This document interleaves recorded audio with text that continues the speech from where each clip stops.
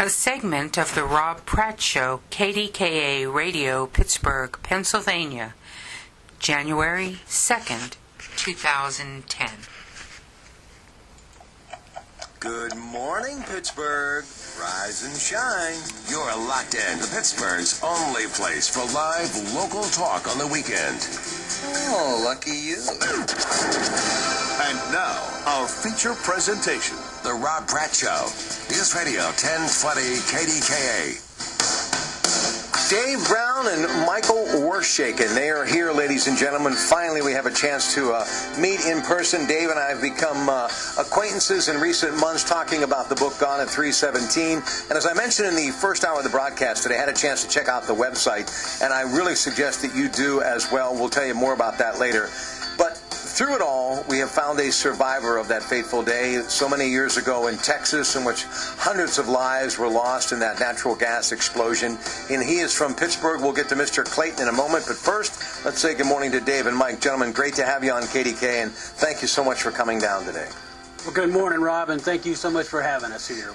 And Mike, it's great to have you here as well, too. And just tell me a little bit about your perspective of getting involved with Dave and having a chance to work on this book. We haven't had a chance to talk to you yet, so talk a little bit about your connection and being involved in this book. Well, David had told me about this book when the two of us were working together at the Pittsburgh Tribune-Review, and it was such a fascinating story, and a story that I thought needed to be told. It deserved to be told, that these victims deserve to be remembered. And a little over, well, almost a year ago, actually, it was March of last year, I took my first trip down to East Texas, spent a long weekend in the community of New London, saw the school, saw the site of the old school, visited Pleasant Hill Cemetery, where David first found out about this disaster. And I'll tell you, it's something you don't ever forget. You're in this beautiful cemetery on top of a rolling hill, and headstone after headstone has the same date of death, and the dates of birth are only 12, 13, 14 years earlier. Frozen in time. Yes. You know, from your website, and give that website out, Dave, real quick if you can here. It's a new website just up. Actually, today it's www.schooldisaster.com. Very easy to remember. I literally had to fight back the tears. My children were playing behind me, and I was looking at this website, and the one picture that stood out in my mind was the three coffins in the back of the pickup trucks. It took my breath away, and we've talked about this before, and especially if you're a parent. And this is something that will connect all of us throughout this great country and really throughout the world. And even though it happened so many years ago, and it'll be the 75th anniversary in a couple of years, it still is a story that affects all of us. And if you can, before we get Mr. Clayton on, we have to take a break, but I want you to set the stage for the people that have just maybe heard for the very first time what Gone at 3:17 is all about.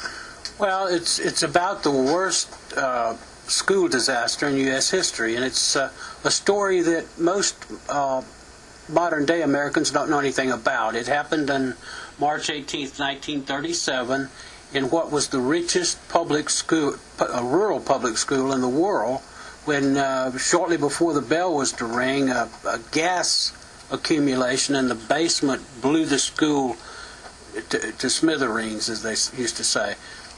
More than 300 students and teachers were killed, and it was just a horrible, horrible disaster. As a result, legislators throughout the United States imposed laws requiring an odor be put in natural gas, and that's why today when we turn on our burners, and if the pilot's not lit, you'll smell an egg smell or a strong smell. And we owe it to that particular disaster for that reform in our society. But even more important, it represents the single most moment in our history as a civilization that we realized how important it is to pay attention to the safety of children. They were put there, they had no choice in the matter, and because of a few foolish oversights by adults, they lost their lives. And the lesson's just as strong today. We can never lose vigilance when it comes to our children. that's what it's about. I've been interested in it. There's never been a book written on it, a major book, and so it's time to do it. The 75th anniversary is coming up, and I've got great help with Mike. We've got a lot of interest, people all around the country, the world. Actually, a great friend of mine, Sergeant Patrick Whitcop from the Pittsburgh area, is listening to the program right now in Iraq. He's on his second tour of duty with the 336th MP Battalion. And God bless you, too, by the way, for serving this country. Before we do take this break, Mr. Clayton is going to be on the other side. This is what's so wonderful about this great radio station and how far it reaches, but how close at the same time. We found a survivor right here in Pittsburgh, correct? That's right. And we're going to talk to him right after the break. Gone at 3:17. Here's the website again. Check it out. It's up right now. It's www.schooldisaster.com. No spaces, just school.